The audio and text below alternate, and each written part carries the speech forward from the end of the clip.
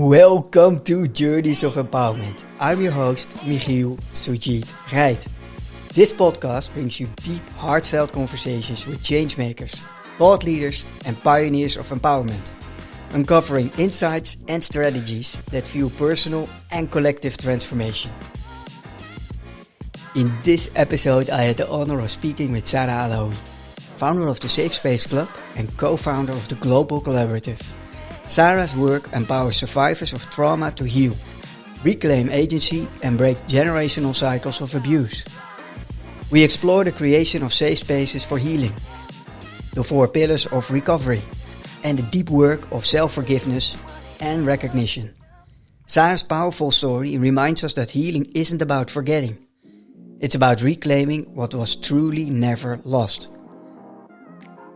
If you're ready to explore the true meaning of reclaiming, intimacy, and rebuilding trust, this conversation is for you. Before we dive in, a quick shout out to our sponsor Neotopia, helping leaders turn behavior change into lasting impact. Leading a team through change isn't easy. Resistance, disengagement, old habits, they are more common than you might think. But real change doesn't happen by chance. It takes a proven approach, and that's exactly what Neotopia offers. It all starts with the awareness session, a powerful workshop where you discover why behavior change fails and how to fix it. A structured approach to making change stick, and how to lead teams who take ownership, not just follow orders. Curious to experience it yourself? Visit neotopia.nl to learn more. And now over to our conversation. Hello, Sara. I'm so happy that you're here. Finally. Thank you. Thank you. Finally. It took me 2 months and now we're already here. So the way we met was at the book launch of Robin Imthorn at Levensvuur. And it was on the 14th of January. And all of a sudden, Noordin Maoli came to me. And he was a little bit like, yeah, you have to meet someone. She's very special and she has a background. And I know that you want to go deep in the podcast and you have to. Yeah. And I thought, hey, okay. The bar is high. And then Sara, you came. And I was like, wow, let's go deep. Let's talk about your background. And it was right away for me a click. And I'm very happy that you're here. Yeah, it's exactly how I felt as well. I was like, oh, okay, so this sounds interesting. Let's see. And then when you sent me everything on LinkedIn about the way that you look at life and what the podcast is about, I was like, yeah, let's go. Let's do this. We will get back to the point what you just mentioned, the way you look at life, because that's a very interesting one. I'm putting my website live somewhere in the last week of March, first week of April, and I decided to put a page in it with worldview. So our worldview. So let's go back to that point and about your worldview, because I'm really curious. Hey, but Sara, before we dive in, let's and of course we heard the introduction, but who are you? Yeah, so I'm very nervous about this part because you already told me that I'm supposed to say something about who I am, not what I do. And I've been thinking about this all the way here, and I was stuck in traffic for over a half hour. And still, I think I find it very difficult to talk about who I am and not what I do. But I'm going to give it a try. So, I am a mom. So this is the first thing that came to mind. And I think if I had to describe myself, actually, I asked this question to Noordin, our mutual friend, I think yesterday or the day before, that I said, like, am I naive? Because sometimes I do feel like I'm a very naive person because I have such a positive outlook on life and on how things are going. And that gets me very disappointed at times. And he always says, like, you have too much trust in the world. You have too much trust in people. I've been dating for the last couple of months as well. And every time, like, I call him and I tell him about, like, how the date went and if it was typically until now I was very disappointed. And he was like, but I don't understand. You keep like going in with so much positivity and like you have a lot of faith. How do you do that? So I don't know. A lot of times people, when you say you're naive, it's seen as something negative. But I think actually I love the fact that I'm maybe naive, because every time I meet somebody, whether it is for work, whether it is just in life, dating, for instance, I always look at it as, okay, so this is like a positive thing, and let's see where it goes. And instead of already putting some label on whatever interaction that I'm having and then seeing if I may be right about my thoughts and feelings. But I'm just like, I go open into everything. It's sort of the beginner mindset. Yeah, I think so. Yeah. Open. Just like, let me see what's going to happen. And I think that's also something that is one of my biggest strengths, because also when I have like something difficult or something new that I have to do, or even starting with the organization that I have, I really started in like, I'm just going to see where it goes. I'm just going to be humble. I'm just going to be learning, and I'm just going to see how it goes. And so I think if I have to describe myself for somebody to just immediately know what type of person I am, is that I'm very open and that I'm very positive and always searching for the good things. Well, beautiful. So that's who you are, Sara. And it is a difficult question. I tend to struggle too with that question, because who I am, being now 51 years on this planet, we are so layered, and we have so many experiences, backgrounds, maybe good, maybe not so good, but yeah, then I tend to struggle too, because what do you say? What don't you say? What do you keep out of it? Sometimes I feel even ashamed for some pieces in my mind. So yeah, who are you? But open, curious, beginner mindset, seeing the best in people, is something that describes you, right? Yeah, I think that it describes me perfectly. Yeah, no, I love that, and welcome. And before we dive into what you are doing, you were saying dating. So for the people who are listening now, dating, how the dating life, but what is your family life? Yeah, so I'm very new. It's actually very crazy, and I felt a little bit self-conscious about this when everything started like a year ago, because I'm 36, but I'm just now for the first time in my life starting to date. Because I've been with my ex-husband since I was 14, so it was over 21 years. And I've never had that experience ever to even date. And it felt so crazy to me that last year I was 35 and I was just for the first time going out with somebody on a date, and I was 35. I was like, I should have done this when I was 16. Like, this feels so awkward, because then again, this is very interesting, although this is the first time I think I was not excited about being a beginner in something, because it didn't feel right to me, if it makes any sense. Because it's, it made me feel very, I think, uncomfortable to not be, to be like 36 and never been dating before, because I had to figure out things that I think usually people do way earlier in their life, like what do I value in life, what kind of partner am I looking for, how do I want to live my life, how do I see that coming together in the future. So it did make me feel, I think, a bit insecure in the beginning, but I think I found my training wheels, and I'm now more and more sure about how I want to go on in life, and also like what I want and need in a partner. And my family life looks like I had a very cordial divorce, so that's very, very nice. I'm still very good friends with my ex-partner, and we have co-parenting. So 1 week my daughter, who's almost 7, is at his place, and 1 week she is at mine. And here in the Netherlands, I actually don't have like a support system. I don't have family here in the Netherlands.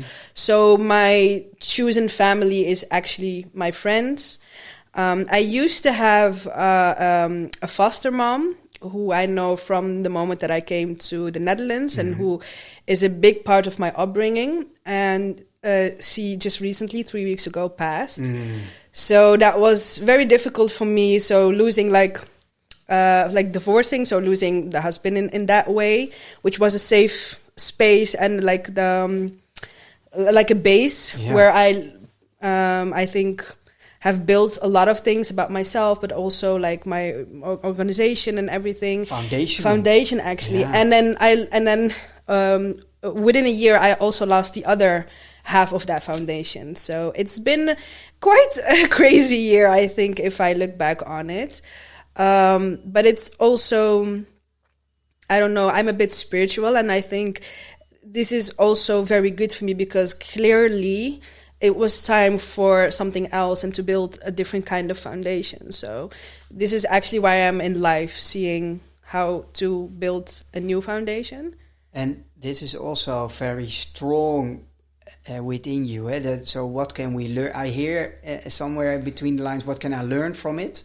And how can I move forward? Yeah. Am I right? Yeah, I think that's exactly right. Yeah. It sounds like that. And that's I think a superpower, because you can easily have the feeling of which is of course also understandable, feeling lost when your foundation get pulled out of your life. But on the other hand, you tend to strive for, okay, but what can I learn? And maybe this is the time for me to build a new layer or foundation. So and I think also a foundation that suits the way I view life at this point, and also the things that I want for myself in the future. So it would be a different kind of foundation, I think, than before. And I think the most beautiful thing that I've learned is that before all of this, I really craved a very solid foundation where everything was like I had control over things and everything was known years ahead. Like I would know every step that was coming to me, because I found that very comforting, because the world was so big and scary. And I now see that the foundation doesn't need to be that solid anymore, and that it's for the first time in my life, the fact that I actually do not know where I'll be next month is exciting me instead of scaring me. Wow. We will dive deeper into the more fluidity instead of rigidness. I don't know if it's even an English word, but it is. Rigid in Dutch is rigide. So, but I think it's... so we will go back to that point, but before that, let's also talk about the easier part. Is the what and what are you doing, and what are you doing? Because then for the listener, we can also go deep, and there is a strong correlation between your personal life and what you're doing, right? Yeah, it is a very strong correlation. So I run a non-profit organization here in the Netherlands. It's called the Safe Space Club. And it's an organization that aids people who have gone through sexual abuse. And we have a very holistic view on how to heal from sexual abuse. I think usually the more formal organizations, not alone in the Netherlands, but like worldwide, solely focus on the cognitive part, so trauma therapy, and like everything that has to do with the brain and how the trauma is stored.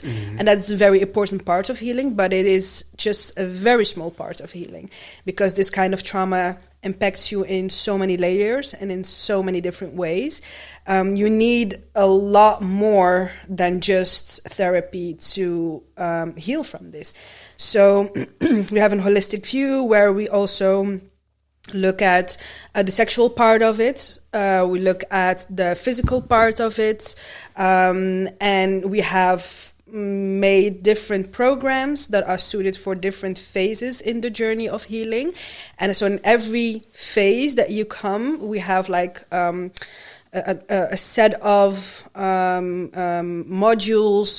It's not online, by the way, but it's like how do you call it? We call it trajecten in Yes. Dutch, but I think programs maybe is the right word in English. So we have different programs to help you along the way on that journey.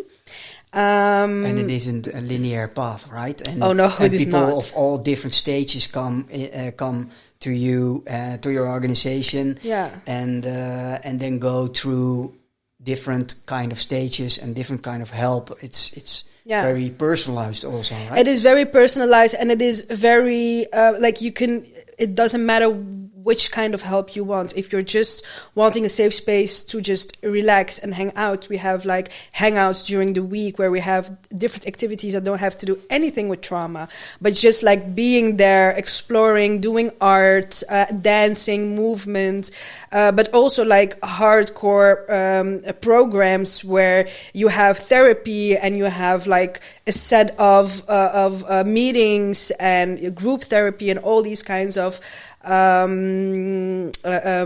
programs that you can enroll in. So it is whatever that is that you seek, you can find it. If it's deep, you can go deep. If it's just a surface level, we can keep it surface level. And I think this is very important because if you look at victims of sexual abuse, it usually takes them years and years, between 7 and 14 years. And I think that's still on the low side before they're even open to talking about it. So you cannot just die from acknowledging that this has happened to you and then dive into deep trauma therapy. It has to. It has layers to it. All right, that then right away pops up a question for me. Since you have to be in a certain phase to acknowledge that you probably need help, how do you help people? How can we help people getting to that moment of acknowledgement? Because that's already a big challenge of the whole healing journey, right? Acknowledging, and then reaching out. So how does that work for the safe space? So I think like what I truly believe in is that you cannot make anybody ready or reach out for help if they're not ready. And I think it is very important for a lot of people, and this goes for all types of trauma actually. And I think a lot of people don't realize that there are only two ways where somebody starts to want to get help. So it's either hurting so much that there is like you cannot go any deeper into the well that you're already in. So from pain, the pain is so much that there is no other way than going up. But I do also believe that there is a different way, and this is the part where the people around you can have some impact on it, is that you don't do it from pain, but you do it from love, from actually self-love. And you can only reach that point when you start to have compassion for yourself.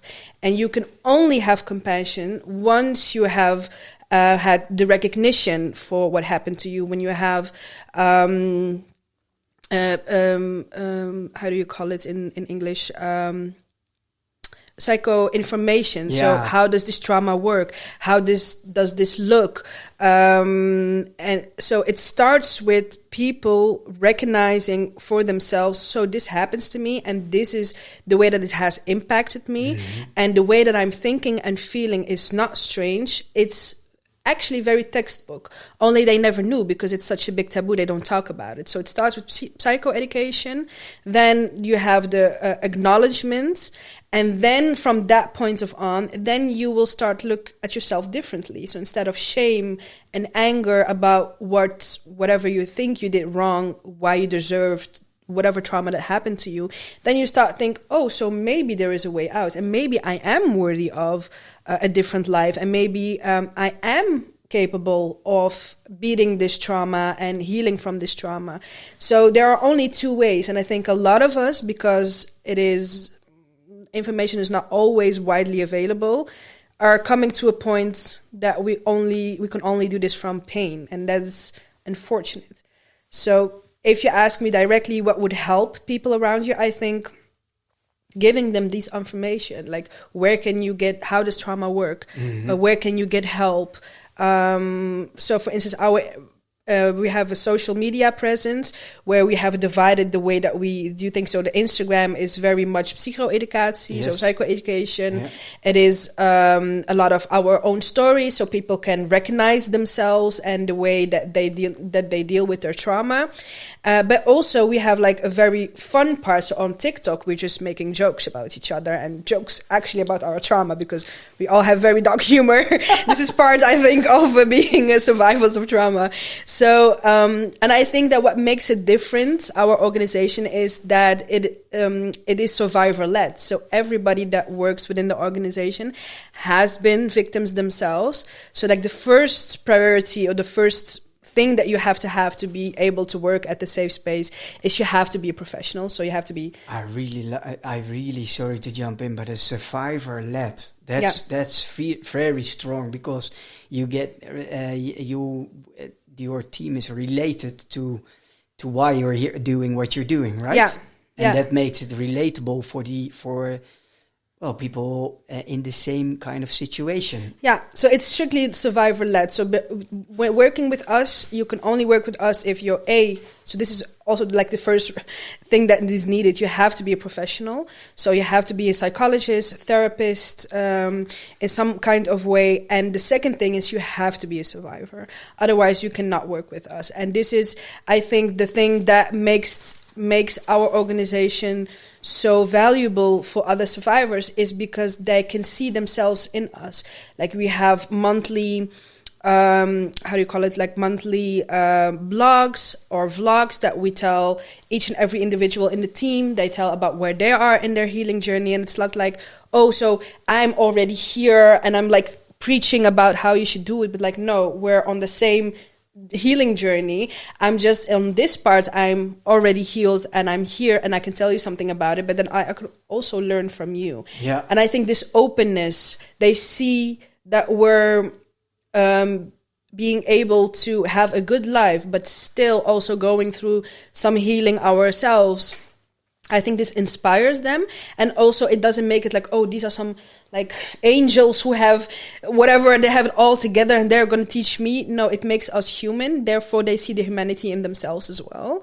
So it makes it, and also that we have so much information about ourselves out there is that a lot of them really think we're already friends because it feels like it. That's great. So they know a lot about us and they come in for the first time. I'm like, where's Natalie? Because I want to meet Natalie or I want to meet Sabrine because they see us talking. So they already feel like I already know you guys. And there's already a certain amount of trust. Yeah. Which is one of the cornerstones of the healing part, right? Yeah. The healing is trust. Yeah. Trusting people around you, trusting and especially trust yourself. Wow, that's beautiful. And so I hear Instagram, other channels. So we have Instagram, we have TikTok, and that's actually the only two things that we have for the safe space. Yes. And then, so this is like the organization that I have here in the Netherlands, so it's the Safe Space Club. But I'm also co-founder and president of the Global Collaborative. And the Global Collaborative is, it's actually like, how do you call it? It's a collective, maybe it's easier. Yeah. A collective of worldwide survivor-led organizations. Collective of worldwide survivor-led organizations. Yeah, so organizations similar to the Safe Space Club, who are based worldwide, like we're talking Africa, Japan, the United States, South America, where we have collectively come together and we advocate very strongly for the healing part of sexual abuse. And when I'm wearing that hat, this is when I do my international work. So as president of the Global Collaborative, I am part of the Lanzarote Convention, which is a convention that regulates everything that has to do with child abuse within Europe, and all the 48 states. And these are more states than we have in Europe because we've also like started to reach out on to different continents. All the member states who have signed the convention have to have law and follow the law, the legislations that we have provided within the convention. So, and I am there as an expert in the committee, and my job there is to actually be the voice of survivors when it comes to legislation, when it comes to policies, when it comes into healing. So as the committee, we monitor, of course, all the 48 states who have signed the convention, that they do live by the convention, that the laws that are mandatory through the convention, that they're also present in the country and that they do something with that, but also the policies. And the other way around is that when these countries have new legislation or new policies that they want to implement, they always call us, present it to us, and then we can give advice or consulting always. Wow, beautiful. And what I hear is individual level. I hear on community level. I hear on societal level. Yeah. Wow. Yeah, because I don't know how to translate this in English. Do you even have time for to date? This is a question that I asked a lot, but yeah, I do have time. Do you sleep? I do sleep 8 hours, otherwise I don't function. Oh, wow. But being a mother, being an entrepreneur, being all over. Wow. But I'm a Capricorn, so I'm very organized. I'm very type A, so everything has a time and a space. Oh, here's the controlling part, dear listeners. You have to see this, but it was really like chaka. Yes. Yeah. So. Hey, but it's obvious. It's radiating. It's palpable. It's visual that it's fueled and intrinsic motivated. And of course, you already mentioned very fast a few times survivor-led. Yes. But there's a why you're doing what you're doing. Yes, so it is. Yeah. So I am a survivor. I have been sexually abused myself in childhood. And it was what's called incest. So it was my dad who sexually abused me. And it was, I think, a very difficult time, of course. And it was, I think my whole story is actually pretty, I've heard crazier stories though, but it's actually pretty crazy. So I was born and raised in Morocco, and my parents divorced when I was 2 years old. Then my dad fled to the Netherlands through Libya, through France, and then he ended up somewhere here in the Netherlands. Or not somewhere. He did land up in Maastricht, of all places. Fun fact, I can speak Limburgs. Du versteht je mich toch niet? Kennst du? Ja. Maar mijn jong, dat wist ik niet. This is crazy. Like two brown people speaking. The dialect. Oh God. Yeah, okay. This caught you off guard, right? It did, very much so, yeah. It did. It was a good surprise. Yeah, sorry listeners, but we just got lost in our... And to be honest, this is the only thing I can say. So I gave you the feeling. Yeah. No, I can do it very well. I understand all of it. Oh, but... dat versteer je mich toch niet? All right. Oh God. So of all places, Maastricht. Of all places, Maastricht. So he ended up there. But I actually did not see him throughout my life in Morocco at all. I think, if I can remember correctly, but memory is flaky.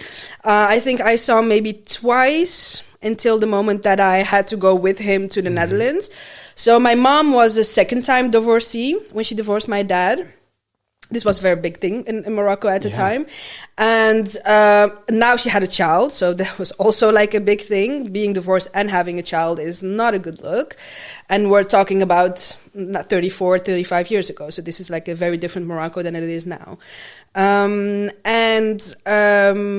So she was not really welcomed back in the family with a lot of love, a lot of care. So it was very hard for me to grow up. And I remember her always, from the moment that I can remember, to always make myself small, not be seen, because if I did something, then either she or I would get the consequences of it. And this could be like just talking too much, or being present somewhere that I was not supposed to be, or being seen too much. So it was, I remember like looking back, it was always, I actually had to be some kind of invisible. So this is something that I had to work through a lot, let me tell you. So it was not safe for me to be seen. So this is something that I've struggled with a lot. And we think we're going to talk about this later on when coming to entrepreneurship, and then having to show yourself. And this was very difficult. Because if you don't, nothing is going to happen. So you have to. Yeah, so you have to be seen. And this is something that I struggled with a lot. Well, we will get back to that. Yeah, we will get back to it, It makes me very curious. Okay, but it's not a button to press on and then all of a sudden it makes you seen. So it's a process. So but let's get now. Yeah. Maybe no. Later. We get back to this. But yeah. So, and it was so very difficult to go. And then, like, I have to go a little bit faster through it. But then she wanted to remarry, but the family of my stepdad did not approve of the marriage because she was divorced and had a child. My stepdad was not someone who takes no as an answer, so he pushed on. Then they accepted it under one, how do you call it? Condition that I was not supposed to come with them. Because usually in these times, like when you marry, you go into the in-laws' house, like you live at your in-laws. So, and then my stepdad was like, no, I want her and the child. So we started living apart. Then the family, because there was a law at the time, and this law is only not in use anymore since 2023. So it's very recent, that as a woman, you did not have any parental rights over your children. So his family reported us to the police saying there's a couple living there, but they have a child and it's nobody has like parental rights over that child, so she doesn't belong there. So I was taken away like very traumatically in the middle of the night by the police, brought back to my grandma, the mother of my dad, and she called my dad immediately, said like, I'm not going to raise your child, you need to come get her. So this is what happened. He came and got me, and he had here a whole life. He was married again, he had several children. I didn't know the language, I didn't know him, I didn't know that family, so it was very difficult for me to grow up. And before the sexual abuse started, there was already domestic abuse going on. And this was also very hard for me because, again, I was not supposed to be seen. So this is like a theme that kept on in my life, not wanting to be seen or not be able to be seen. So, and then during school, like we had some kind of, I think it was sexual education type of workshop from school. I was 11, 12? Yeah, 10, 11. Yeah. So I was in group 7, we call it. Yeah, it's 10, 11. Yeah, so in the start of group 7, and then I don't actually know how all of this went because I cannot remember all of it very correctly, but I do know that I know this from the teachers that told me later on, because I'm still in contact with a lot of people from that time, teachers-wise. They said that the people who gave this workshop went to them and said, like, this kid is asking us questions and we don't think it's age appropriate and we think something else is going on. You need to keep an eye on her. And then school, one of the teachers who they knew I trusted came to me to talk about it. And then at first I said, no, everything is good. And then afterwards I did feel comfortable enough to tell them about it. And this is how it was all found out. And then I was put in foster care, out in the system, and gone through that whole journey. Met my ex-husband when I was then 14. We started living together when I was 16. So it was like a whole journey till now. But yeah. And this is like the quick version. This is the quick version, yeah, and we don't have to be quick. Before we move on, if we're talking about that, and of course it's your story, but what does it do for you having a conversation in the podcast and being so open about it? I don't think it's I've told it so many times already, so it doesn't affect me per se. the only thing that it actually does, makes me even more aware of the fact how crazy it is that I'm living the life that I'm living now, seeing all the things that I've witnessed and seen and have gone through. So it's more of it sounds crazy, but I actually like to be reminded of that, because it shows me how much I've grown. So it's not something that's triggering to me. It's not something that makes me sad or anything. I can tell it very factually. I can tell it with emotions if I feel them. I don't feel ashamed about it. I don't feel any doubts about the things that happened. But it took me a long time to get here, of course. Yeah, and that's maybe also for listeners very good to hear. Okay, but what helped you on the path? Because yes, we went very fast, but it gives a brief outline of, hey, what was the moment that it became clear that there is something, well, asking age inappropriate questions of a child of 10, 11, group 7. That's ringing alarm bells. Can you tell us a little bit about, or share a little bit about, then foster home and the system, and what type of help did you get or not get? What did you need and what did you get? Well, I think also we're talking about a very different time, because when I was 10 and 11, I mean, this was almost 30 years ago. So even though we were still liberal and open to all these kinds of things in the Netherlands, like foster care, jeugdzorg, in the Netherlands 30 years ago was not a good place to be.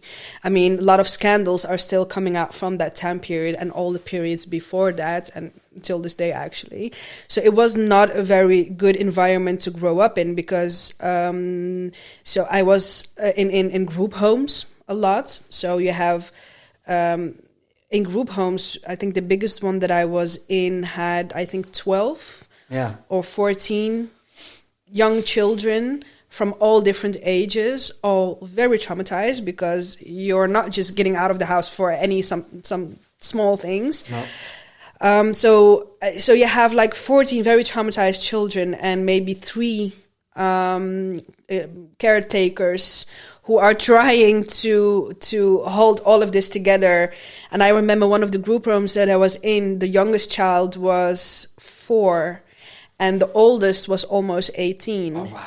So this is like a very big discrepancy, and how you like just sitting at the table, the things that we talked about as teenagers were actually not meant for these 4-year-olds' ears, but like it's so hard to manage. No, it was like social media available at the dinner table, right?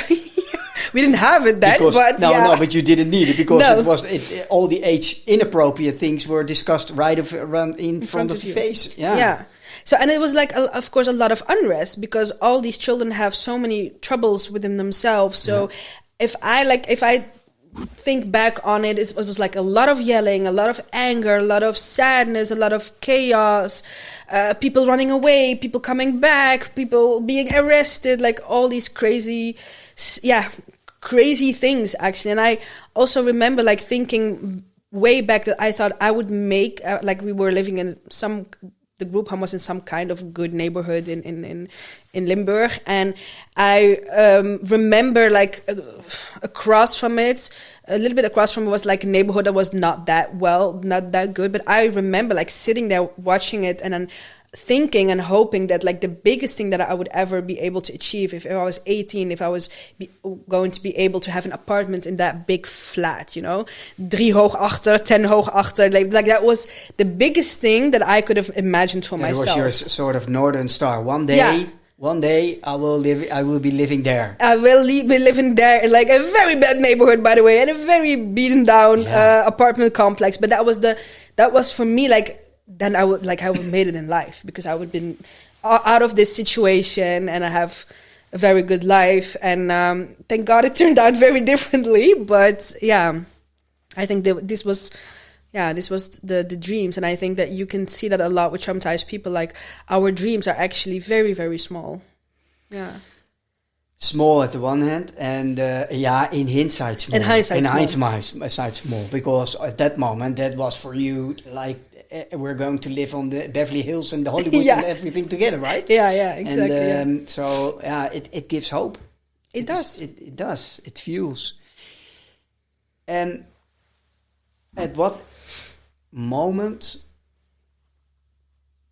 did you decide to step into this world in terms of work and what you're doing now? Because it's over and over again repeating your own trauma. Yeah. It's talking about it, of course, helping, but it also, I can imagine, also sometimes hurts when people really share open stories. We are not a robot. You are for sure not a robot. So, why did you choose for this? Yeah, this is gonna sound so cheesy, but I did not choose this. It chose me, and I know this is so cheesy, but it actually really feels like this is the path that chose me. I did not choose this, because I had like a very good, very cozy job where I made lots of money. I had no worries at all, and then I embarked on a journey where there were no financial gains in whatever way, because it's, first of all, it's a nonprofit. At the time that we started, there was not, like, the whole Me Too movement did not happen in the Netherlands yet. No. So there was no attention for this. No sense of urgency. No sense of urgency, no finances. Still, finances is very difficult to get when it comes to this subject. So it really chose me, and I remember exactly the moment. So I was, I think, freshly out of EMDR. So this was 2020. And I was fresh out of EMDR, I think maybe 5 weeks maximum. And I treated myself on a beach walk and lunch by myself. And then I was sitting at the beach, and there were a group of young people. So like, I think 16, 17, like a mixed group. So girls and boys. And they had music on. They were playing ball. They were having like a regular good time. And I looked at it and I started crying very hard, because I was so sad that I never had to experience my youth in that way. So my childhood was taken away pretty early on, even before I ever moved to the Netherlands. And then, of course, when in the Netherlands, it was even more. And then my teenage years were worrying. I mean, I was living together when I was 16, 17, dropped school so I could work, so I could pay for an apartment and all these kinds of things. So my whole teenage years were gone. My whole 20s were gone, and I was 30, and I sat there and I was like, so this is actually very sad. I'm so sad that I just now been able to do this healing journey, and I've missed practically my whole life. And then, this is also very me. Yeah, I mean, you can sit here and be very pitiful for yourself, but this is not going to change anything. So then I thought, okay, so I cannot change my past, but maybe by just coming forward, because I did not see a lot of BIPOC people talk about the things that I'll talk about. So usually there are white people who talk about this. And from my community, the Moroccan community, I was the first one to openly speak about this in such a way, and calling it what it is, calling it incest, talking about the taboo parts even of this type of trauma. So I thought, okay, so I cannot change my own past, but I am now able to change my own future. And maybe by stepping forward and talking about this, I might change somebody else's. So my only goal was for somebody else who have gone through this, that they did not have to wait 20, 23 years before their life started. Maybe I could be something to them, that they would start their journey earlier. So then around the same time, I think maybe 2 weeks later, so there was nothing concrete, but that was the moment that I decided I want to do something about it. And then 2 weeks later, I came across a girl on Instagram. She was also Moroccan, and we got to talking, and then she told me that she had gone through the same thing, and that she wanted to create a space where people came together to talk about this, to have the recognition.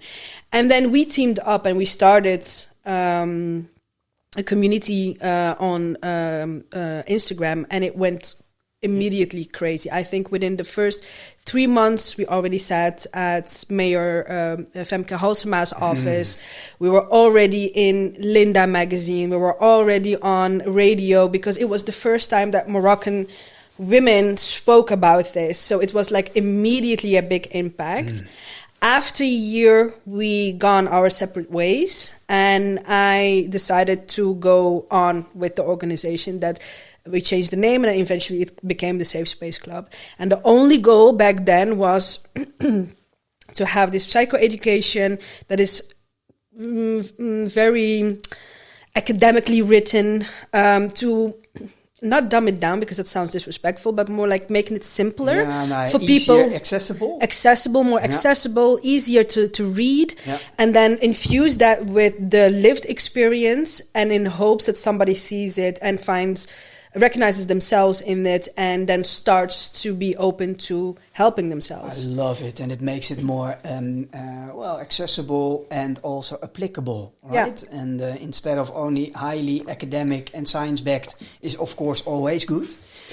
Yet if it's too high over, then it doesn't resonate and relate to people enough to trust and understand it. Wow. So because the thing for me, and it is still the backbone of everything, is the fact that it needs to be talked about. The taboo needs to be gone, because then you have the recognition about what this actually is. Because what I found about myself is that for the longest time, why I did not want to reach out for help was because I thought, if I tell anybody, let alone a psychologist, about what I have thought about myself or how I viewed the abuse that happened to me, they will think I'm crazy and they will lock me up immediately, because the thoughts that I had and the way I viewed myself and whatever happened to me, I did not know that this was like a very typical textbook way of how this trauma affects you. So when I tell this, a lot of people find it very uncomfortable when I tell this, but I think this is a very important thing to tell. Is the biggest reason why I never talked about this is because, like I mentioned before, there was domestic violence in the house before the sexual abuse started. And the domestic violence was actually very heavy in the sense of, like, I would be locked up, I would not get food, I would be beaten, like into the hospital kind of thing. So it was very, very real domestic abuse. Intense real, as well. Hurtful. Yeah. And after a while, I don't know how it exactly started, because that's how the brain works. A lot of it is still blocked out. Yeah. And I'm thankful for it. It's fine. But so I don't know which age this actually started. I don't know how it exactly started. But then the sexual abuse part came in. And I, even as a child of 9, 10, 11, figured out very quickly, if I gave my dad whatever he wanted, I would not be locked up. Or if my stepmom locked me up, he would give me food, or he would take me out of the house. So then of course, I didn't know this was normal, but out of survival, I would actually give myself to him, like initiate the abuse, which a lot of times I thought, this must mean I'm such an evil person, because even like as a child, you can think of these evil things, then you must be very evil. And this had, of course, a lot of effect on who I am as a person and how I thought about myself. And I thought, if I tell them this, then they're going to say, like, you did it yourself, you wanted it, and this is so evil of you to do this at this age, we must lock you up. So this was the biggest reason for me to not tell this. And this is why I think the psychoeducation is so important, because it is, when I read this was the first time I was like, oh, so I might not be evil. This is apparently normal. This is survivor brain. This is not something that I wanted myself. And this is, I think, the biggest turning point for me. And this is why I think it's so important, because it was the first time that I had compassion for myself. And that I did not see like an evil child, but I saw a very hurt, a very traumatized child that did not know how else to survive in the world than to do this. And I think that that's the whole drive of me wanting to talk about it openly, talk about all these taboo stuff, because this is a pivotal moment for a lot of victims that feel like this about themselves. You saw it. Yeah. It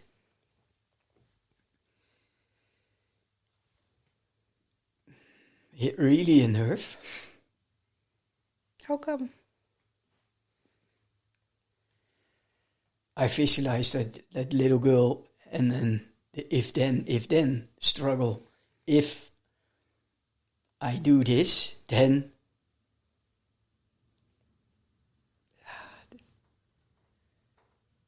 I can't even imagine.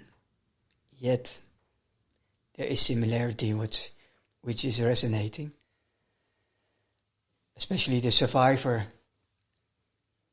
coping mechanism behind it. But being a father of 3 beautiful daughters, yeah. First of all, thanks for sharing.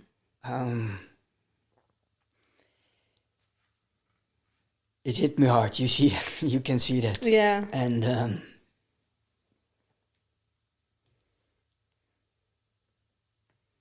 It's okay.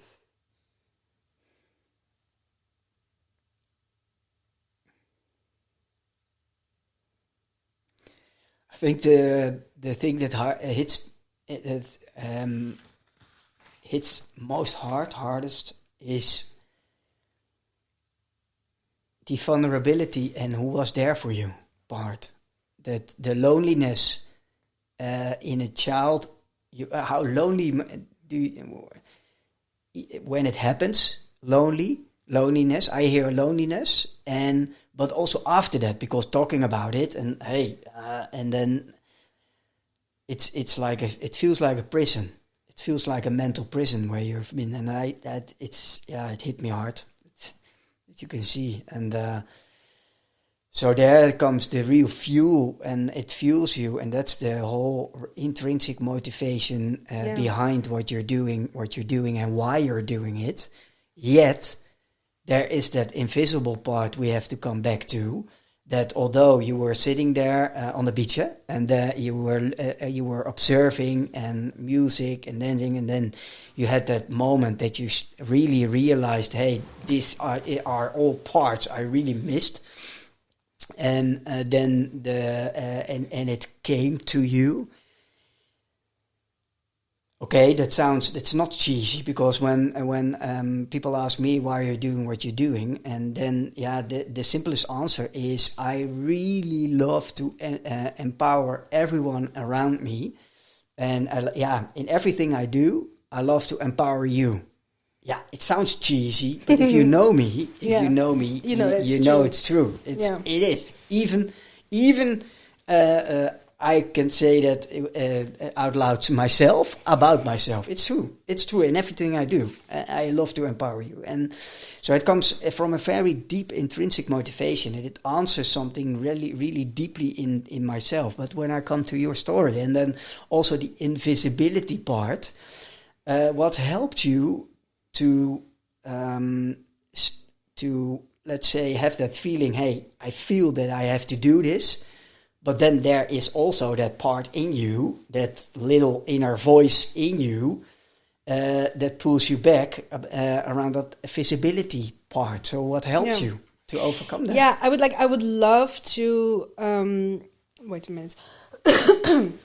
I would love to have like this whole spiel and very something enlightening about it. But I truly feel like I so clearly felt that this message was so much bigger than I was, so much bigger than my fears, that I decided to do it anyways, and I did it very scared. And I think this is actually my story with everything that I do. I always do it very scared.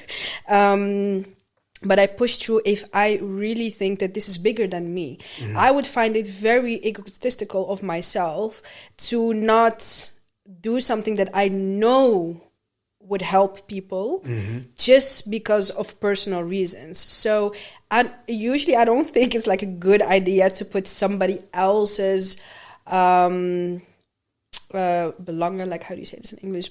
Somebody else's the greater good of something else or somebody else before your own needs. So somebody else's needs before your needs.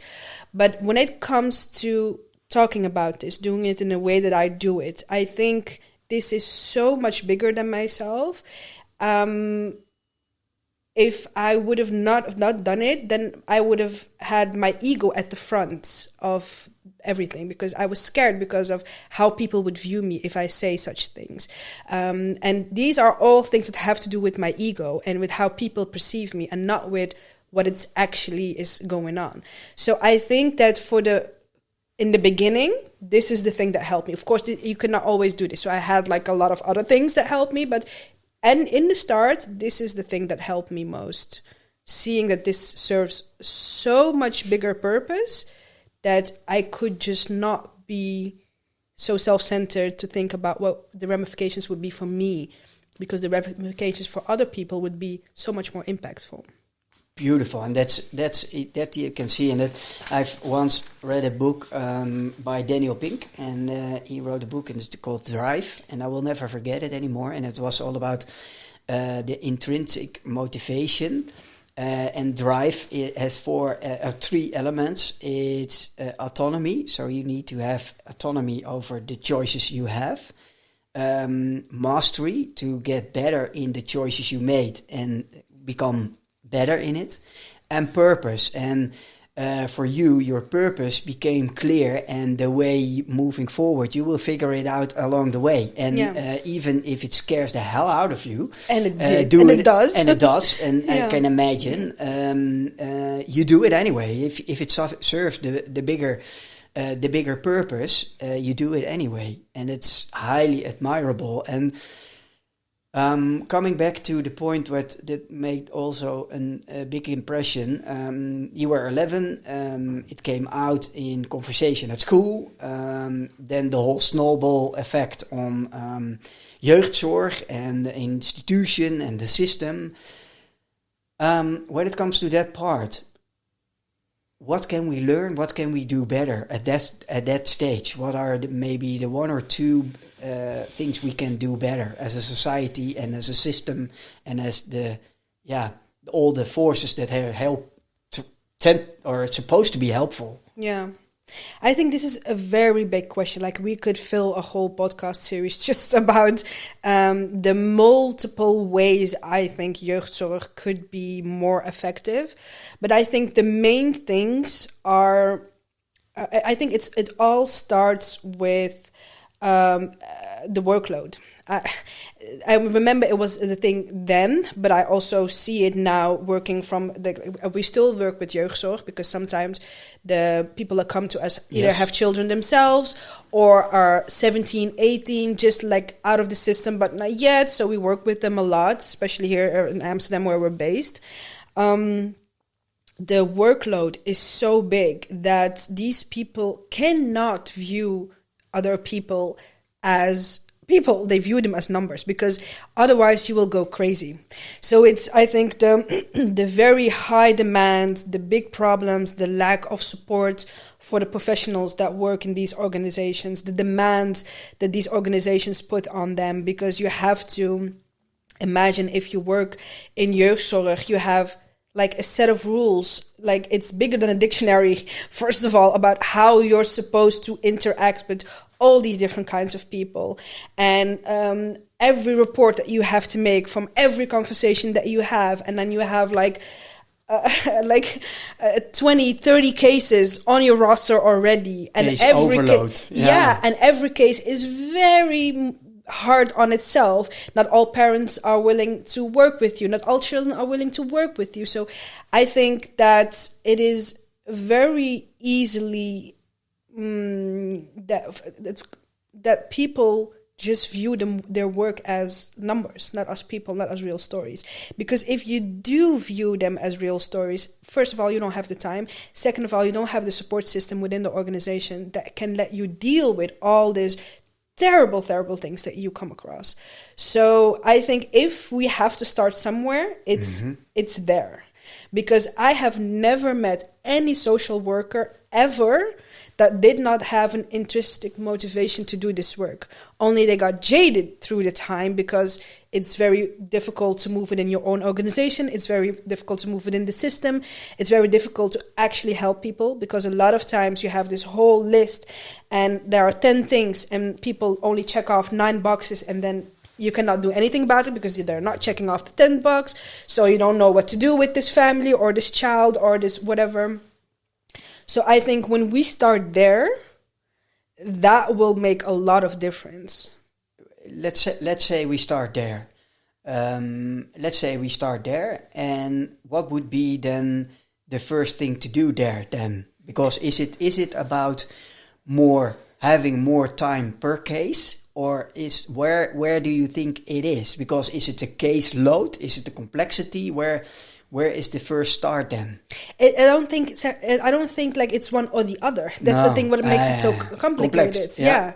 Because it is both of them. And I think if we have to start somewhere, it's about being more lenient and giving more agency to social workers to do what they think is right. Because this is, I think, the biggest problem in the Netherlands. We have like an organization for every type of everything there's ever been there. Only you have to check all the boxes to be able to get some kind of help.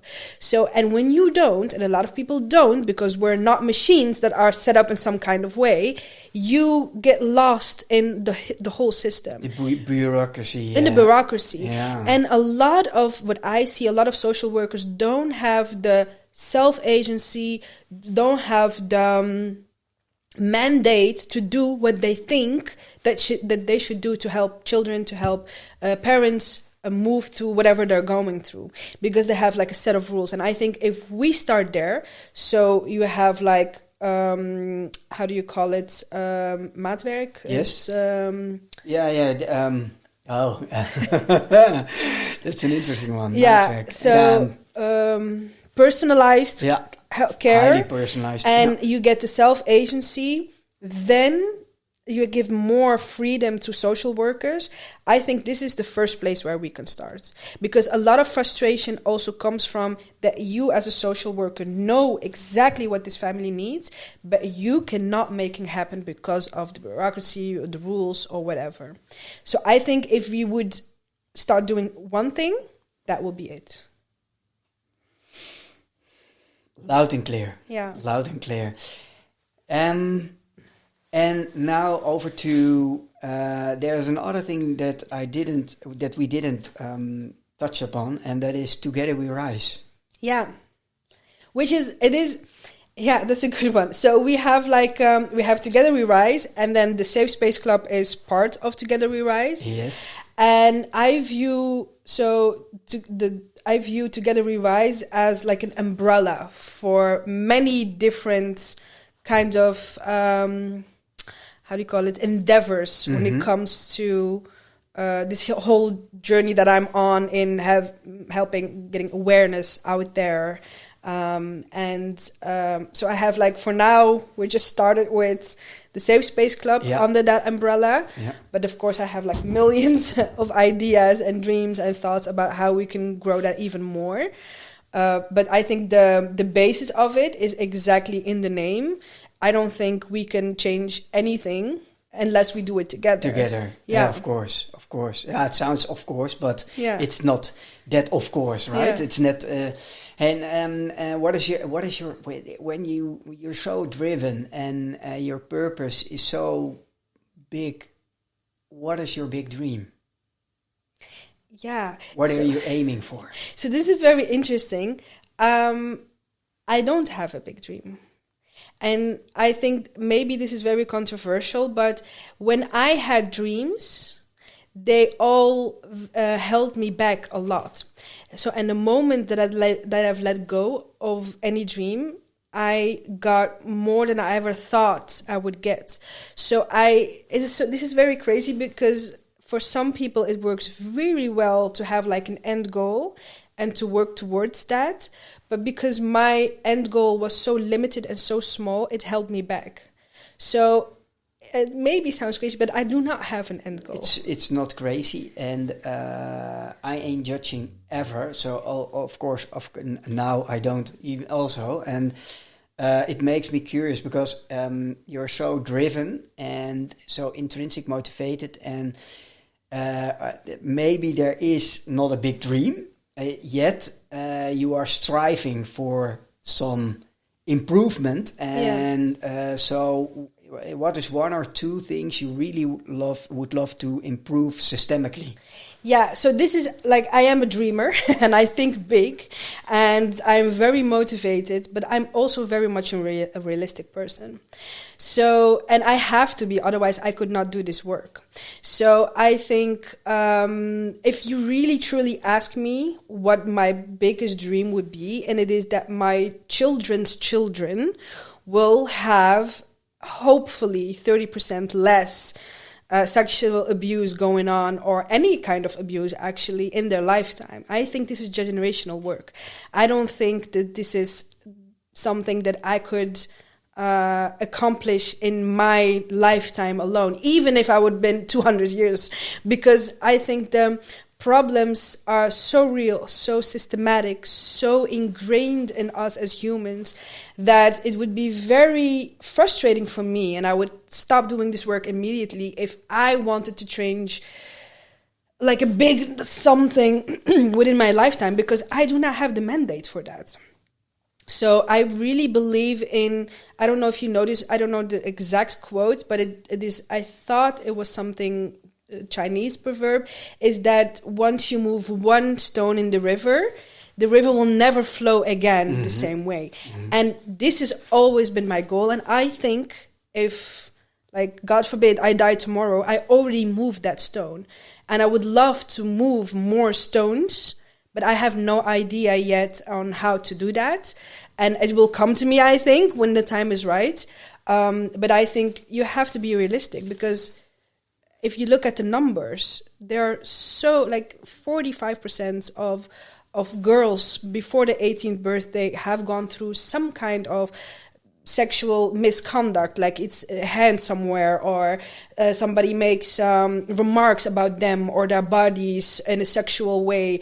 So if we're talking about this, we're talking about 50% almost of women. 50%. So it's 45% of the girls before their 18th birthday. That's maybe good. That's maybe a good point, because that was somewhere in my back of my mind. We tend to think that we understand what sexual abuse is. But let's go into that and make it more understandable. When are we talking about sexual abuse? Is there a sort of, because so I hear a hand on your lap or whatever. When is it sexual? What defines abuse? Yeah, abuse. Yeah, because abuse is of course something else than I don't know which, like, the correct word is for English, like grensoverschrijdend gedrag. Yeah. In words, in mannerisms is of course very different. Boundary inappropriate. The literal translation is boundary inappropriate, but inappropriate. Yeah, when is it inappropriate? So I think it's very good that we have some clear understanding of abuse and sexual abuse. When is it? Yeah. So I think, first of all, like, even though, like, I have to say this before everything else, before we dive into it, because it's a very integral part of it, even though we know, if you look at the numbers, that 90% of people who commit these things are men, I think we should be very careful about how we treat men when it comes to this subject, because if you look at the this is factual. 90% of perpetrators are men, and it comes to sexual abuse, but it comes to domestic violence as well. The thing only is, if you look at sexual abuse, there's another number that says that 43% of perpetrators have been victims themselves. Generational. So, and having that in mind and knowing that 90% is men, and then looking at the numbers that we have of men reporting being sexually abused, it's very low. It's 1 in 9. This is what they say. These numbers are actually not factual, and I also refuse to believe that these many men wake up every day trying to ruin somebody's life. So these are also people, like hurt people. Mm-hmm. These are people who have gone through something similar, did not get the right help, therefore they became a perpetrator themselves.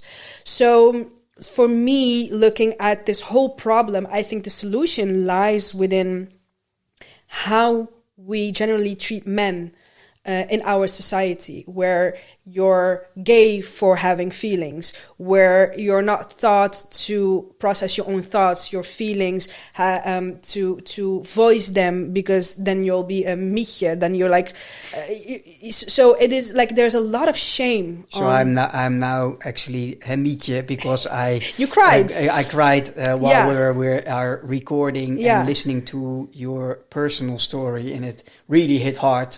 And I got emotional. So, dear listeners, then let's be it. But I would love to be more vulnerable and more open, and that we are all accepting that we are. But this is not accepted. No. For men, it's not. You cannot be vulnerable. You have to be the provider. You have to be like this big, strong guy who is never faced by anything and who suppresses their feelings. And the more you suppress your feelings, the better of a husband and a guy you are. And these are all the things that we have for generations instilled in our boys. And then we are all very taken back by the fact that 90% of these crimes are being committed by men. I mean, if you have never been thought, and generations long never been taught how to feel emotionally safe within yourself and recognize your own emotions, then how the hell are you going to recognize them by somebody else?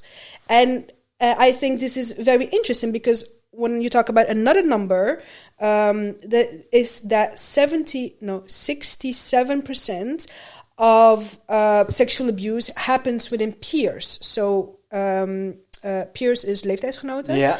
So it is same age. Same age. Yeah. And I think this, a lot of times, we've done some work with this as well, is that it's about misunderstanding. Like person A thinking, oh, we agreed upon doing X, Y, and Z. And person B thinking, oh, we agreed about doing X and Y. Z is not. I'm not open for Z. And then not being communicated about it, not being able to recognize it as a person that somebody's feeling uncomfortable, and then something happens and then it ends up in a trauma. And of course, this is not for all cases, because there are weirdos out there who are really sick in the head and do crazy things. But I believe that that's a very small percentage of this whole problem. And a lot of it is the way men have been conditioned for centuries, and we're just seeing it now playing out live.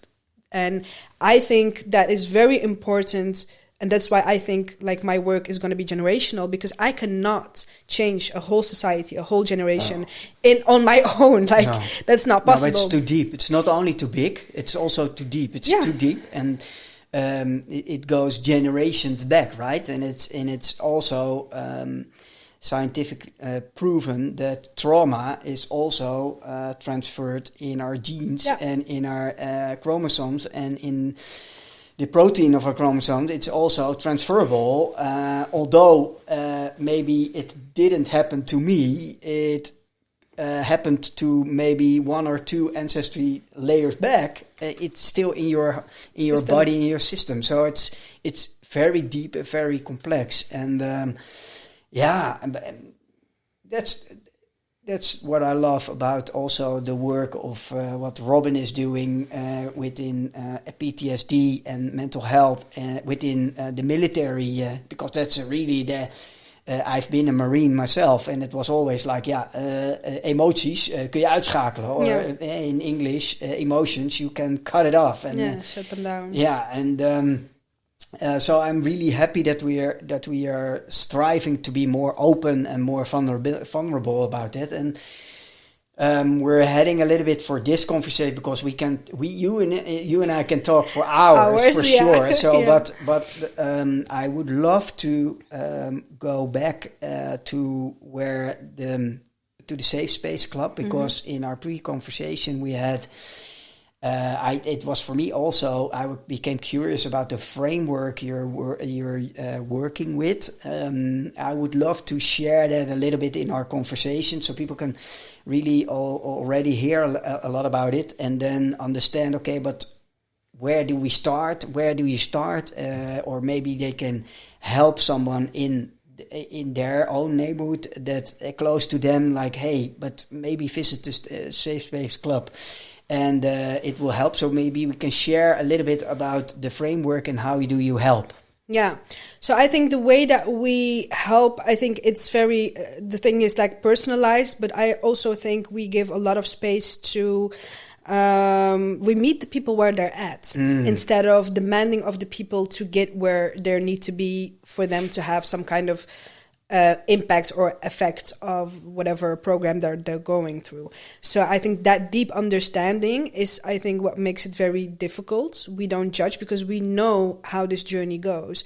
And that even though you know what to do, you're just not always able to do so because you're stuck in the same freeze mode that you got in once the abuse of some kind happened to you. So, and what we do is we use a framework.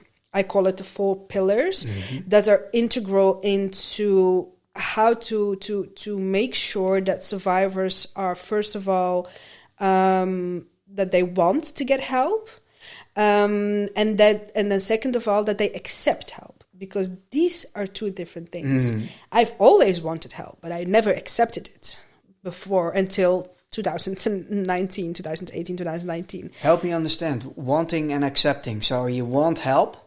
And accepting help. Help me to understand what's the difference. Well, it is a very big difference. Like I would love, for instance, I think it's very difficult for us as human beings, especially if we've gone through trauma, to accept help in some way. And this is something else than wanting. Like you would love to have something, but once you get it, it doesn't mean that you're ready to receive it. So these are 2 different things. Okay, that makes it understandable. Yeah. What the difference is. Yeah. And there are a lot of mechanisms, like you could not be able to accept it because you don't think you're worth of it. Yeah. For instance, you think you're not worthy of it. You don't believe that it's going to work. You the way that you view yourself and the world. So there's a lot of layers that come to it. So just knowing what you could do is not the same thing as actually doing it and accepting whatever comes out of it. So this is. The 4 pillars are helping in that. So like the first pillar, we already actually talked about this, is, I don't know, but you already translated the last time, in English, erkenning and herkenning. Yeah, acknowledgement and recognizing and acknowledgement. Yeah. So recognizing is that we really understand, hey, I do recognize it, and acknowledgement, that's a step further even. Yeah. Yeah, so these 2 are like this one, especially together with the psychoeducation, is very, very important.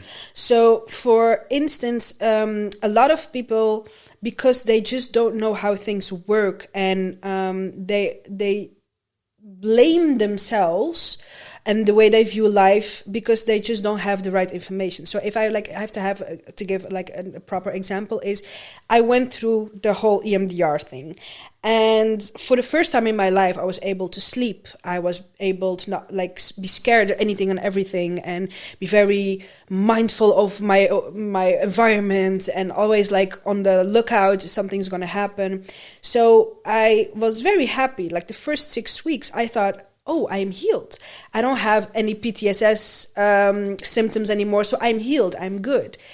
And then, and not knowing that this is how it works, then the other things, because the PTSS was out of my system, there was room for other things to come to the surface Uh-oh. that needed to be healed. So, and instead of, because I didn't know how all of these things worked, instead of seeing it for what it is, hey, I've created space within myself. So now the next thing on my journey is going to come up, and I have the opportunity to look at it and to do something with it. I was like, see, I am to blame. There is something wrong with me because I did what I needed to do, and I did what every website and every person that I ever talked to said to me, you have to do trauma therapy and then you're good. And I did that and I'm still not good. So it must be me. And this is the moment that you lose hope. And this is the moment that you think like it's not ever going to get better because I did whatever I could do and it's still not helping. And this is the moment like that it's very important for you to have this herkenning, this acknowledgement and this recognition about how these things work, and that when it comes to these type of traumas, especially in childhood, there are so many layers. And it works like an onion. So one layer can have like a subject that you're working on, for instance, boundaries. And then you deal with it on layer X, but then you come into layer Z, and again, you have to deal with boundaries. Non-linear path. Yeah, and understanding that this is how it works, and not immediately thinking, but I thought I did this, and so I'm still, okay, then I'm not good. I'm not doing it well. So understanding all these things. So this is psychoeducation, like telling them all these things, but also the taboo part about the erkenning and herkenning, the acknowledgement and the recognition is talking about, like what I said before about my own story, like that you're actively participating in the act is, and saying that and knowing that this is quote unquote normal, that it belongs to this trauma. It doesn't belong to you. Or another thing that has never been talking about when it comes to sexual abuse, but is very vital because I believe, I have not researched this, but I believe, in my humble opinion, that I think at least 95% of victims who have had sexual abuse in childhood, so not all sexual, but in childhood, have this thing where this is your first time ever coming in contact with sexuality and sex. Oh, yeah. So the only neurological path that's going through your head is infused with the imprints of your abuser. So what you see in a lot of victims is that the only way that they can participate in sex, that they can get themselves in the mood, or even have, what is like a good word to say this, have an orgasm, for instance, is they actively have to think about sexual abuse, because this is the only pathway in their head that goes into the sexuality point. Yeah, a pathway, and to make it understandable for each and every one of us, the only vivid memory which recalls it, right? Yeah, which activates it. Which activates it. Ooh. So, and this is, I think, a lot of things that are very being misunderstood. You can do whatever healing you can possibly do, but if you don't look at this part of your sexuality, and we're the only organizations in the Netherlands, and actually I've only known of 2 other organizations worldwide that do this. We have an active program just for the sexuality part, because you have to get that imprint out. First, you have to look at it, and this is very hard. Like one of the things that we do within the program, one of the huiswerk. One of the assignments that you have is, if you fantasize about sex or if you look at porn, can you name which elements are very similar to what you've gone through in abuse? Because you have to, and this is a very difficult thing to do. I've done it myself. So it's a very difficult thing to do, and it's a very hard thing to do. Confronting. Very confronting. Wow. And you have to know what is the imprint, and then you have to take out that imprint, and then you have to build new neuropaths going into this whole sexuality thing. It's a whole new programming yourself. It's a whole new program. While first going through it again and again and again and again, and then creating different perspective around something which was once very hurtful and painful and traumatic. Yeah, but this is the only thing that is healing. And as long as you don't do this, you will always get triggered. Because it doesn't matter how much fun you're having when you're being sexually active with a partner. If every time you have to think about this, it's going to stay a trigger forever. So this is a vital part of healing that is not recognized everywhere else. Nobody's doing anything with this, which is crazy to me. And the way that this manifests is very different for a lot of people. So I've seen a lot of, for instance, male clients who identify as straight but have been abused in their childhood by men and now are chasing, for instance, homosexual interactions or thinking about homosexual way of having sex just to get in the mood to have sex with their wives or their girlfriends. And this is a very big mindfuck to them. They just don't know what to do with themselves, and they blame themselves. They question their sexuality, not understanding that this is the imprint that was left, and that the way out is to get the imprint out and to reevaluate and being able to go out and searching for what is actually my sexuality and how can I redefine that again. So these are very taboo things. If you say these things... Just a second. What is my sexuality? This really... What is my sexuality and what is my way out, right? So yeah. Okay. I think we should write something about it, this specific part, because it sounds very unique in the whole healing journey, that you need to come back and to create new neural pathways and new understanding, also about the way you look at sex and you look at sexuality and you look at, you have to reprogram that, right? Yeah, from scratch. And it is a very difficult thing to do. It is possible. I've seen it myself. It is possible. This is also like one of the, when we put it online, it has never been online longer than an hour. Immediately get full. We have also because every program that we do, we have like an outside bureau who is independent, who researches it to see if it's effective, impactful, which mechanisms are very impactful, which ones are not, and all these kinds of things. And this is like one of the projects that we've never hit below 85% of changing people's life views on relationships, on sexuality, on all these kinds of things.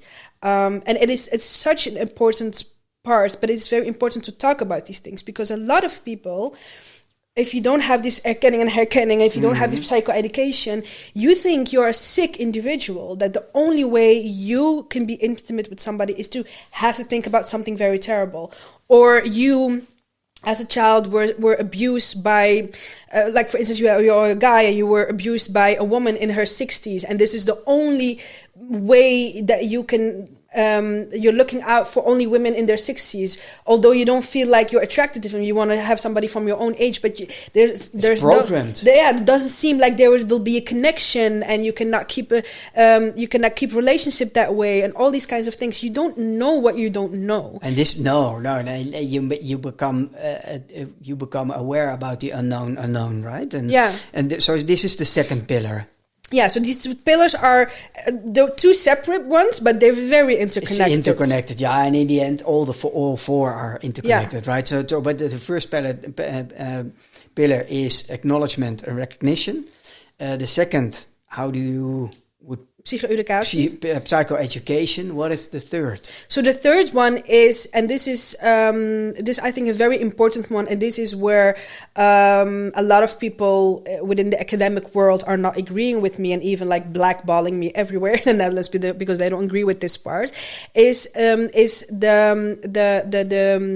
the way that traditional therapy is being set up is about having an anchor, and you have to have the anchor in yourself, and you have to be able to do a lot of things all by yourself.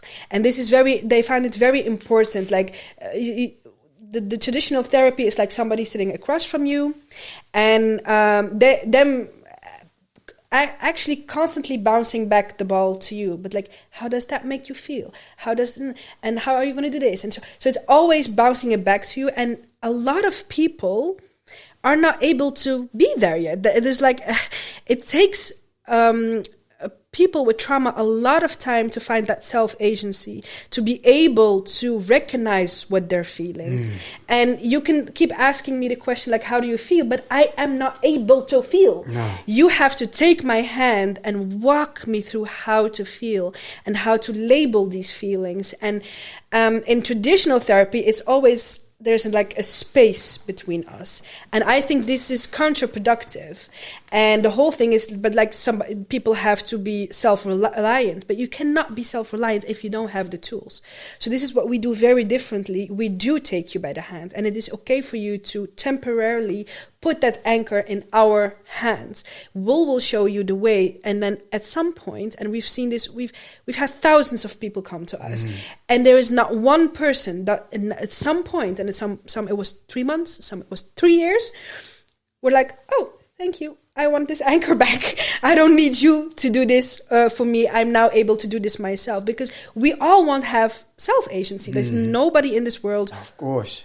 Yeah, it is all about agency and getting back and reclaiming agency, right? Yeah. So the pillar is very important, because it has to be, you have to be shown what to do and how to do it, because we do not know, especially when it is in childhood trauma, because our whole way of growing up, of learning, has been tempered with. So we don't know what the regular person knows. So you cannot treat us as such. So that one it's double layered. So you have to really take somebody by the hand and actually help them, show them how it's done, and repeatedly do so until they have found the strength in themselves to walk that path on their own. On their own and on their own timing. Yeah. And then also the second one is you have to have examples of it being able to be done. Yeah, of course. Yeah, but okay, that I say of course, but how do you explain that type of example? So it is. I think you can do a lot of things. For instance, I think the way that we're set up at the Safe Space Club, we're actually every day showing them that there is more than they know right now. Yeah. Because they see our growth. Because once you're in that pit, I could have never, Michiel, ever in my lifetime imagine doing what I do now, or talking about the things that I'm talking about now. Or, for instance, having sexual experience where there is nothing, and for years, nothing ever triggering me. And it's free, and it is authentic, and it doesn't have anything to do with it. I could not have imagined that ever in my life. And I didn't have an example of that. So that makes it very difficult. But I can be the example for other people that, it will not be a pretty picture, and it will be very hard thing to do. But you are able to really rewrite that whole brain part, and being intimate without ever linking that to anything that ever happened to you. It will not even come up to your mind. And this is something that people cannot believe that is possible. I could have not believed that it was possible, but it is. It actually is. I've lived it, and a lot of my team members lived it as well. When did you feel that you that was not, that you didn't attach the feeling of sexuality to the past? When did you felt like, hey, I'm really having the actual experience without being remembered or filter or anything, a filter or whatever? Ooh, that's a good one. When? Well, I do think I know when, but I don't know if I want to share. No. It's maybe a little bit intimate question, but you know why I'm asking. Because it's so important. It's so fundamental and important. Yeah, it is. It gives so much hope. It gives so much a sort of northern star, as I can imagine, while going through healing. That it is able. So I was like, okay, but when for you yourself? So sorry, but not sorry for asking. No, I think I could maybe describe like the way I felt. I think this it's so crazy because if you don't know any better, you don't realize. There was like a moment that I was intimate with a partner, and it was the first time that was like, I am hearing and smelling and feeling everything in the here and the now. Yeah. So you were very present at the moment, maybe that's because I was looking for how do you recognize that you are, but this is, you are really smelling now, hearing now. It was all about being present in the moment. Yeah. Without distraction of the past. Yeah, so I'm really feeling it. Even that, just on the start of it, like kissing, and I was like, oh, I can feel a hand. Yeah. Oh, So it is, and it's actually crazy. Like it was a very emotional moment for me. Like I cried happy tears. I can't imagine. Yeah. Even imagine. Wow. Yeah. So it is very crazy, and then it's so crazy to think from a lot of people maybe held my face, but I've never felt it. I've never really felt a hand on my face like I do now. So I think that was the moment that I realized, holy moly, like I'm here. I'm actually here. That's feeling present and feeling very okay with being present in the now. Yeah. And not even like being empowered. And really enjoying it and empowered. At Journeys of Empowerment, we love empowering moments, right? Yeah. Wow, and and we were at the third pillar, right? Yeah, so the third pillar is like having these examples. Yeah, so and then the fourth? So, and the fourth pillar is about actually reconnecting with yourself. And I think an integral part of it is self-forgiveness. And this is also like a bit of a topic that people are frowning upon, because how can you say to a survivor that it's not their fault what they've gone through, but then saying that a pivotal part of healing is self-forgiveness? But this is because what a lot of people don't know about this trauma is that the moment of impact, it actually splits you apart in two different pieces, like the person before the trauma and the person after the trauma. And these two people are like the worst of enemies that you can think of, because the person after the trauma is really angry at the person before the trauma, because if I take my own example, you actively participated. Even if he didn't ask for it, you offered it to him. So you did this to us. You did this to yourself. So all these kinds of talks and ideas that you have about yourself, and there's a lot of anger and blame. And one of the first things that you have to do is to forgive yourself for not knowing any better, for doing whatever you thought was best in the moment, but also accepting and forgiving the fact that you were angry at yourself, not knowing that you could have not done anything differently. Like if you look at the numbers, more than 70% of the people who experience abuse get into the freeze mode and cannot actually physically do anything about it. They don't know, a lot of people don't know how this exactly works in your brain. So to them, it's like, I did not do anything. But it is not possible. Your brain would have not let you do anything about it. This is like an automatic safety measurement that gets into place, and you're physically, mentally not able to do anything about it. But still, you have to forgive even that part of yourself, for the brain. So it is making amends actually with yourself. And I've done this. And I truly believe in that this is a pivotal part in any type of healing. You have to reconcile that part of these two parts together. Because first of all, it makes you whole. And second of all, you need all the strength that you can muster to go through a healing journey like this. And you cannot do it as a split person. You have to do it together. So only together you can rise, actually. So you have to, just like you would have made amends with a friend or a family member, this is how you have to treat it.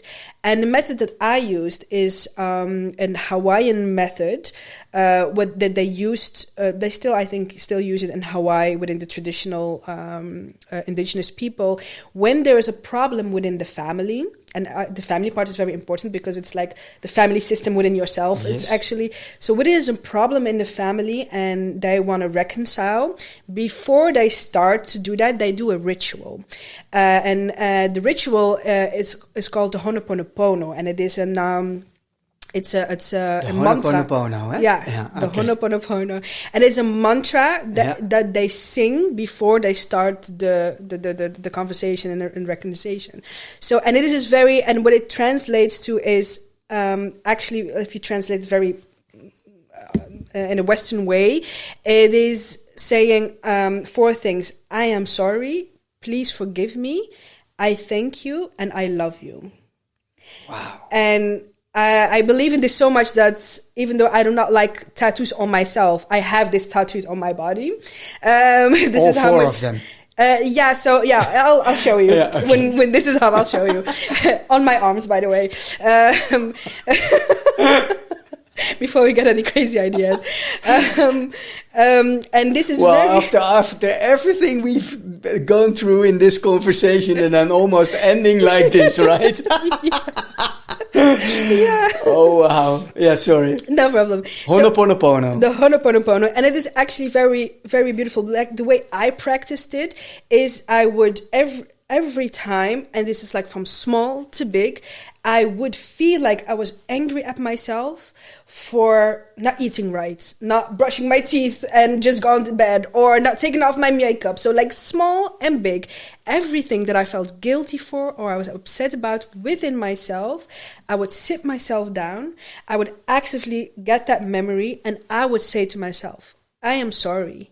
Please forgive me, I thank you, and I love you. And I keep repeating it until it actually felt like something was true. And because I would reconcile with myself every day about all the things that I blamed myself for, I was able to connect these 2 parts and be whole again. So the 4th pillar is about how do you create your inner safety again? How can you befriend yourself again? And bringing it home. Yeah. And really, also like forgive yourself and doing this also with the small stuff, not only with the big stuff. Like putting it down a glass and the glass falls and like, you're so this, you're so... No, this is exactly the moment where practice self-forgiving. Like, it's okay. I love you. You did not do anything wrong. And for a lot of traumatized people, we have never heard these words actually growing up. There was nobody who said, I'm sorry for whatever they did to us. There was nobody who said, forgive me for what I did to you. And I love you. So this is so empowering, and it is the right way to go. So if you implement these 4 things, and we have evidence-based modules that we use within every pillar, this is how we treat the people, how our whole organization is being based on, but also the programs are being based on, the one-on-one sessions are being based on. So this comes back in every little thing that we do. Even if you look at our posts, if you're like keen on this, you will see that it always has a part of getting a part of psychoeducation, a part of being nice and compassionate and forgive yourself. And because it's always with stories for ourselves, there's always also the part of seeing examples that is possible. So this is like the foundation actually of everything that we do, as are those 4 pillars. Sarah, we can go on for hours. I really love having this conversation with you. I truly admire who you are and how you are embracing uncertainty, how you are moving the needle, and I think it's I'm impressed. I'm really impressed about who you are, what you're doing, why you're doing what you're doing, and we will.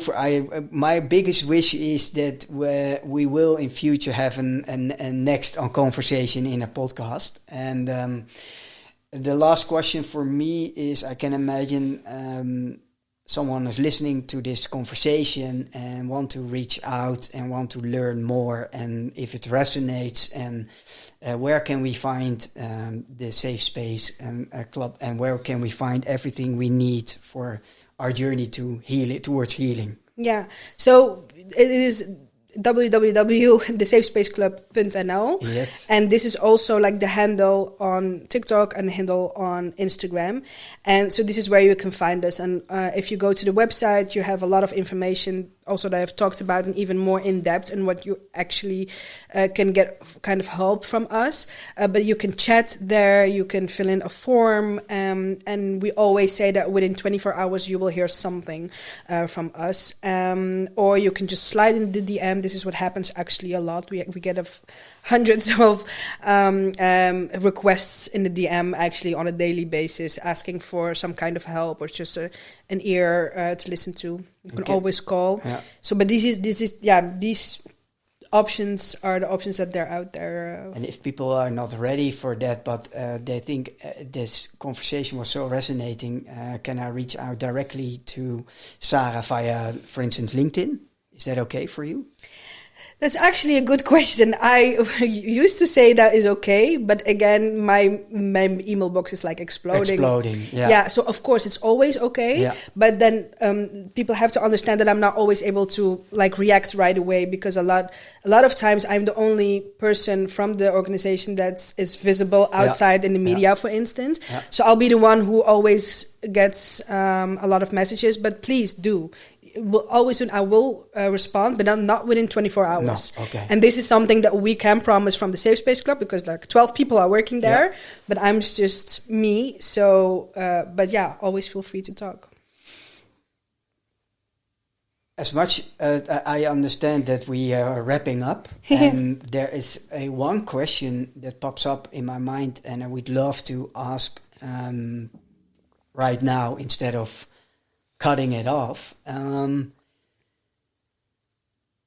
What would be, with all the knowledge of now and all the experience of now, where you're at in life now, with your whole also reprogramming also, what would be your advice to the 20-year younger you with all the knowledge you have now? Whew.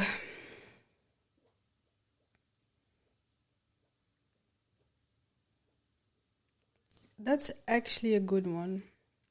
I think, you know what interesting is, I've had this question before, and I know that I answered it, and it's like, for now it's safe for you to reach out and da da da da.